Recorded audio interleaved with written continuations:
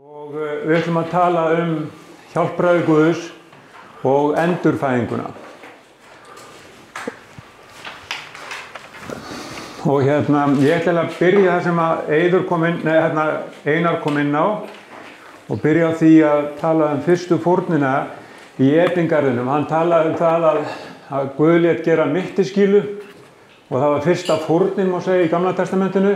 Þegar þau uppgötvuðu nekt sína, Adam og Eva, og sáu að þau voru nakin, þá huldu þau sem við fíkjuviðarblöðum. Og þá má ég segja að öll trúarbrögð í dag ganga út á fíkjublaða trúarbrögð. Þannig að þú ert sjálfur að reyna að hylja nektina. Gerðu þetta, þá myndu komast til himins, fastaðu svo og svo mikið, reyndu að verða betri maður og flest öll trúarbrögð ganga út á það að gera mannin betri. Og það er bara mjög gott sjá til. En það er enginn sem friðþægir fyrir mannin. Þannig að þetta er fyrsta fórnin sem við sjáum í Biblíunni og Guð gerir hana sjálfur og klæðir þau mittiskýlu þannig að það fer að koma inn í huga þeirra, það er einhver að deyja svo að ég megi lifa. Það er ekki nóg að ég bara hylji mig eins og svo margir gera í dag og mörg trúarbrögð sem ég segi og ekkert út af það að segja í sjálfu sér. En ef við höldum aðeins áfram í Gamla testamentinu áður förum yfir í það nýja, þá segir Abraham í fyrsta Mósebók, 22. kafla, að Guð gerði sáttmála við Abraham. Nú tekur hann málið dálítið lengra og fer með það dýpra og hann fórnar dýrum og lætur Abraham falla í svefn og hann gengur sjálfur á milli þessara hluta, þessara dýra og gerir sáttmála við Abraham. Og hann segir við hann og heldur áfram frá því horfið að þínu afkvæmi munu allar þjóðir blessun hljóta. Það er alltaf að vera að tala þetta eina afkvæmi og einhver tíma á þetta eina afkvæmi að fæðast. Og eitt af, má segja, sem fólst í sáttmálanum var að hann var umskorinn. Abraham lét sem sagt umskera son sinn sem þarna var ekki fæddur að vísu og allir Ísraelsmenn eftir það eru umskornir og það er svona tákn, þessar sáttmála líka svona ytra tákn, má segja. Og svo ef við höldum áfram að tala Abraham, þá var það mjög merkilegt þessi 22. kafli og ég hveti ykkur til að lesa hann því að það er líka mynd upp á Jesú. Abraham, hann var að bíða eftir þessu afkvæmi og hann er orðinn yfir 100 ára gamall. Hún er 90 ára, Sara, konan hans, og Abraham er að bíða eftir þessu afkvæmi og hann segir að hann var stöðugur í trúnni og hann vissi það að þetta myndi gerast. Og einn dag þá gerist þetta undur að sonurinn fæðist. Hann er vissu búinn að eiga son með ambátt og sá hét Ismael og það var svona fyrir 12 árum áður eða undan. Og síðan sem sagt fæðist Ísak, þetta undrabarn, þetta yfirnáttúrulega barn þegar þau eru komin á þennan aldur og á einhverjum tímapunkti þegar Ísak er 12 til 18 ára gamall, eitthvað svoleiðis, þá segir Guð við Abraham dálítið merkilegan hlut og það er í fyrsta skipti sem eitthvað slíkt gerist í Biblíunni. Þá segir hann, tak þú son þinn einkason og far með hann á þann stað sem að ég mun benda þér og fórna honum mér til handa. Og Abraham er örugglega skelfingu lostinn og segir ekki konu sinni frá þessu, ekki syni sinni frá þessu og hann sem sagt fer í ferðalag bara einn með strákinn og þeir ganga í 3 daga sem er svona mynd upp á það sem Jesús var, þegar Jesús var krossfestur, þá var hann í gröfinni í 3 daga. Og þarna er svona 3 daga ganga sem Abraham er að upplifa ég er að fara að fórna syni mínum. Og svo er hann stoppaður á og segir Guð segir hér í fjallið, eða hér í hæðin og það er talað Móría hæð. Og fræðimenn segja að þetta er sama hæð fyrir utan Jerúsalem og Kristur á krossfestur. Þannig að hann tekur strákinn, þeir búa til altar og svo segir strákurinn, en pabbi, hvar er fórnin? Og þá tekur Abraham strákinn og hann er orðinn kannski 120 ára gamall, tæplega, og leggur hann á altarið og strákurinn gerir ekki neitt til að spyrna við fótum. Hann bara leggst þarna og síðan tekur Abraham upp hnífinn og reiðir á loft og þegar hann er það bil að fara að leggja til atlögu þá stoppar Guð hann og kallar til hann og Abraham, nú sé ég það að þú ert tilbúin að halda minn sáttmála. Og þetta er svona smá líking upp á það, Abraham gerði þennan mikla sáttmála við Guð og sýndi fram á það að hann var tilbúin að fórna sínum syni og myndi upp á það að Guð var tilbúin að gera það sama, svona opnaði svolítið leiðin fyrir Guð að koma inn með sinn raunveruleika.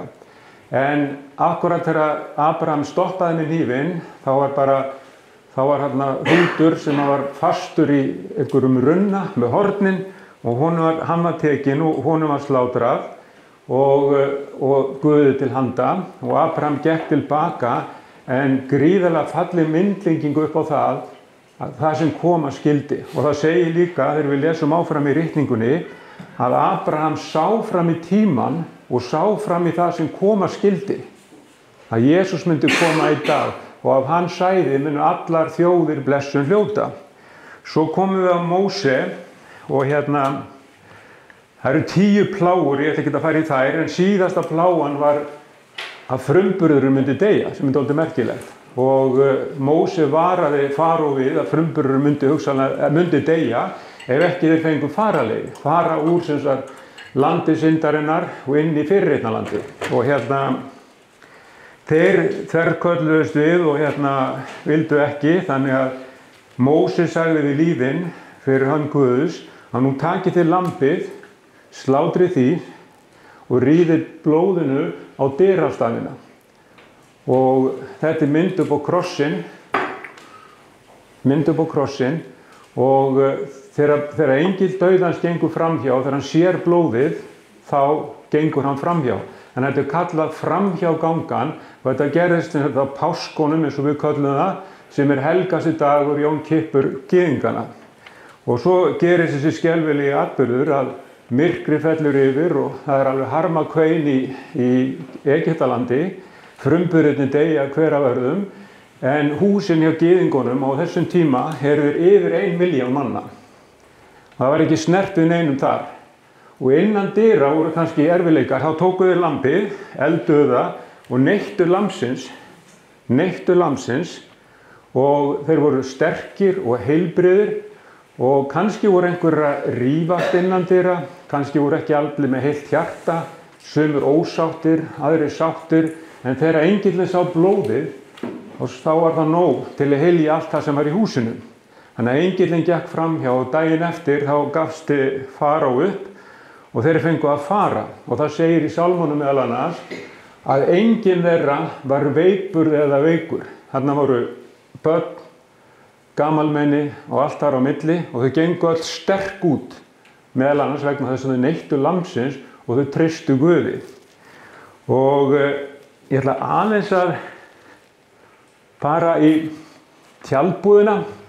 Þegar þau koma í eyðimörkina eru búin að fara í gegnum Rauðahafið og vel að merkja Rauðahafið þar sem þau fóru yfir er sennilega 400 metra djúpt.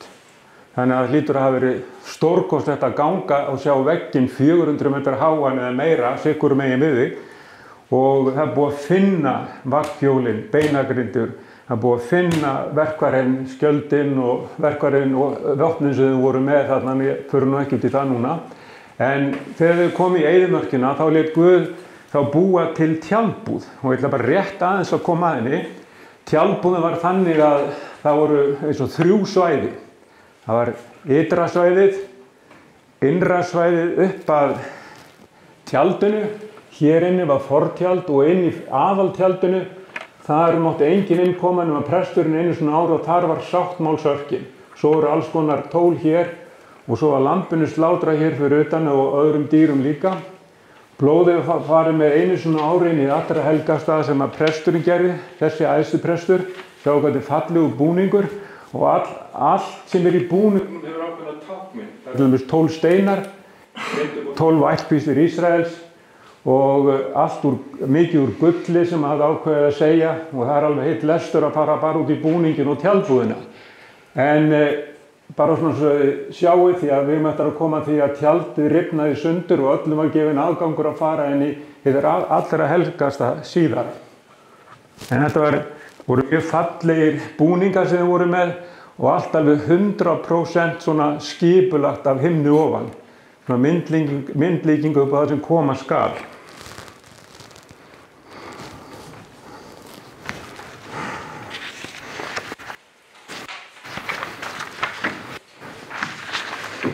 Og svona, þá erum við hverfum þaðan, förum í fæðingu Jesú, þá bara, þegar Móse var uppi og þegar Móse fæðist, þá var ástandið þannig í Egyptalandi að Faró ákveður að drepa alla frumburði gyðingana.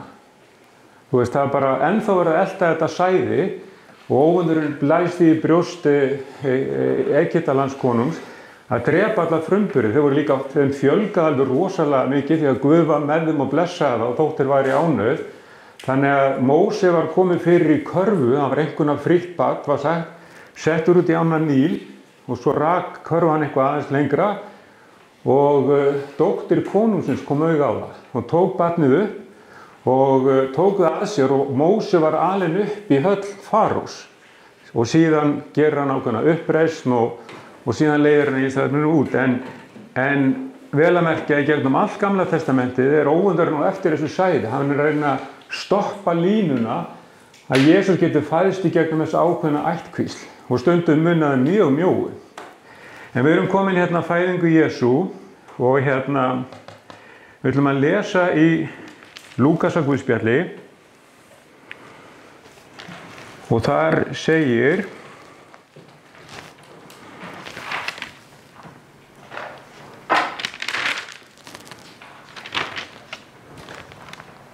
Þá tala annan kafla, 16. til 18. vers.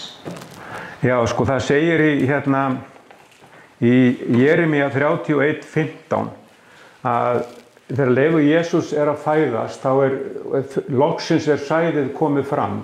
Þá svona ákveðið rosa mikið að vera í andaheiminum.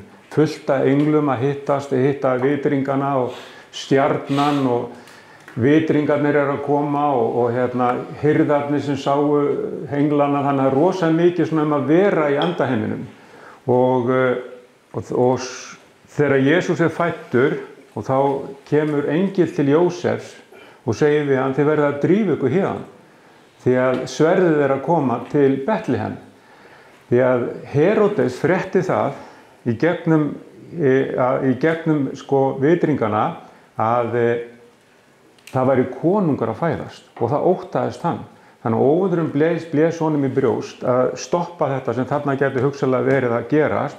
Þannig að Jeremía spámaður og fleiri spámenn tala það að það verður harmakvein og grátur í ramma. Og þau sleppa rétt í burtu og Heródes kemur inn með sína hermenn og öllum börnum undir 2 ára sveinbörnum bara slátrað. Það bara farið inn í hús, náði börnin og þeim slátrað.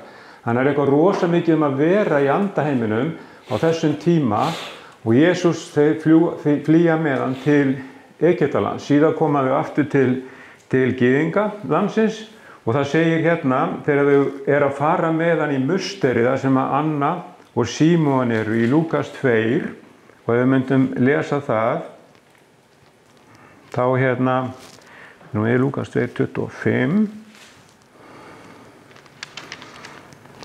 og segir þá var í Jerúsalem maður Símeon hét. Hann var réttlátur og guðrækinn, vænti huggunar Ísraels og yfir honum var heilagur andi. Honum hafði heilagur andi vitnað að hann skyldi ekki dauðan sjá fyrr en hann hefði séð Krist drottinn. Hann kom að tillagan andans í helgidóminn og foreldrarnir færðu þangað sveinin Jesú til að fara með henn eftir venjulögmálsins, tók Símeon hann í fangi, lofaði Guð og sagði: Nú getur þú látið þjóndinn fara í friði eins og þú hefur heitið mér, því að nú hafa augu mín séð hjálpræðið þitt. Þannig að spádómarnir að rætast og nú allt í einu þetta sæði sem að byrjaði að tala í fyrstu Mósebók eins og Einar kom að og í gegnum allt Gamla testamentið, í gegnum spámennina, nú allt í einu hann fæddur og þarna tökum við bara eitt dæmi, nú hafa augu mín litið hjálpræðið þitt, segir hann. Og þau náttúrulega undrast þarna foreldrarnir þegar þau verða vitna þessu. Og svo segir hann sem þú hefur fyrirbúið í augsýn allra líða, ljós þitt til opinberrar heiðingjónum og til vegsemdar lýð þínum Ísrael. Og svo aðeins síðar þá kemur Anna spákona Fanúelsdóttir af ætt Assers og sem var háöldruð, og hún tekur soninn og fer að lofsyngja Guði og talar á svipuðum nótum. Þannig að þarna Jesús að fæðast, og þegar Jesús vex úr grasi þá það frænda hans Jóhannes skírari. Þegar hann sér hann koma, þá segir hann: sjá Guðs lamb sem ber synd heimsins. Við erum að tala, það getur engin maður borið synd heimsins, en sjá lamb Guðs sem ber synd heimsins. Það líka að tala um þetta í Jesaja og fleiri stöðum í Gamla testamentinu. Þarna þetta bara rætast núna fyrir rúmlega 2000 árum síðan. Og við sjáum að lærisveinninn Jóhannes, hann segir: í upphafi var orðið, og orðið var hjá Guði, og orðið var Guð. Og orðið kom og bjó á meðal okkar. Og svo segir líka að orðið var hold, og það bjó á meðal okkar fullu náðar og sannleika. Þannig að orðið sem alltaf hefur verið, sá sem skapaði himinn og jörð, og það sem Guðs talaði fyrir í gegnum Evu og Adam, sæðið í gegnum allt Gamla testamentið. Nú loksins sæðið fætt, þetta eilífa sæði sem að getur sigrað heiminn og getur borið synd heimsins.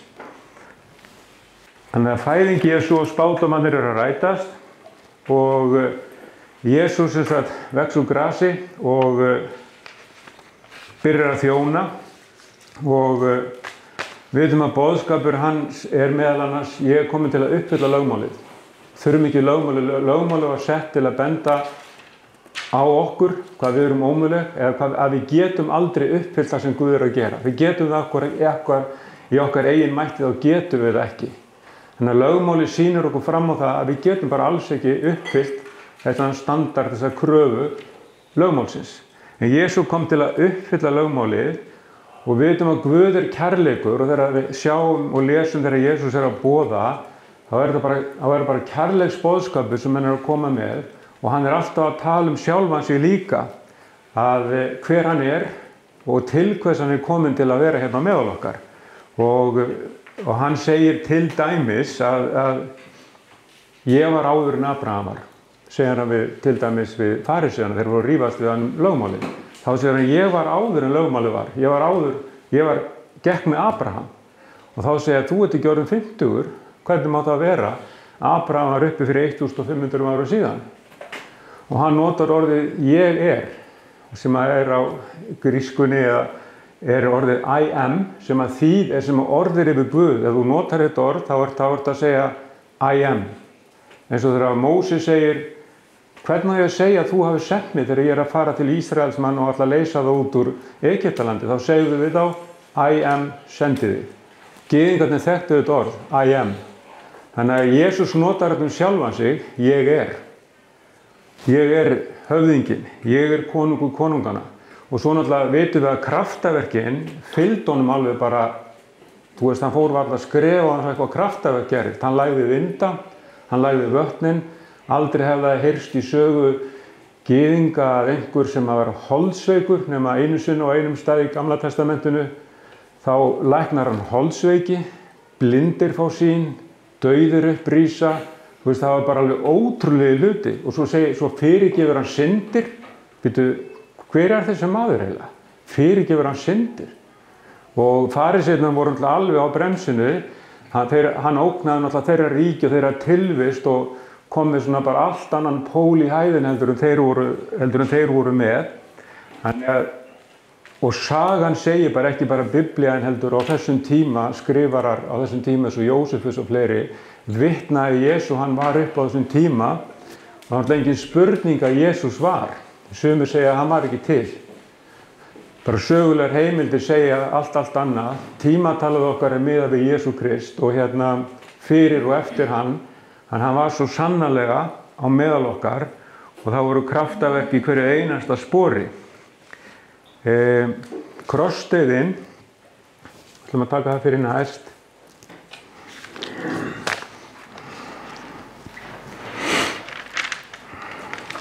Og Jesús, það alveg frá upphafi, frá því hann fæðist og kemur hérna á jörðina, þá veit hann að verk sitt að fara á krossinn, deyja fyrir syndir mannsins, og síðan að rísa upp frá dauðum. Hann er hinn seinni Adam, fyrri Adam klikkaði, síðara Adam má alls ekki klikka.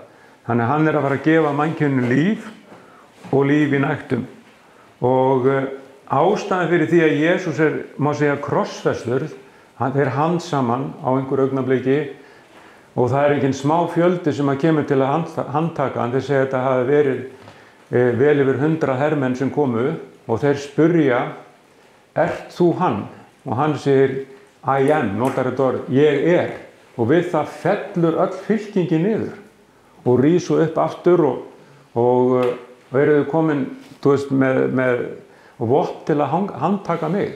Og hann fer fúslega með þeim, hann veit að tíminn er kominn og það er farið með hann í hús Kæfasar og þar er hann yfirheyrður og það eru borin fram eða komið fram með falsvitni fram og tilbaka og ekkert að þessu stenst.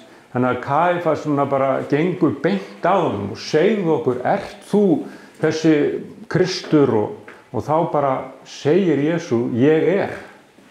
Og ekki nóg með það, til að undirstrika guðdómleikann, þá segir hann bara fyrir framan alla og þið munu sjá mannssoninn sitja til hægri handar dýrðinni og hann mun koma aftur í skýjum himins.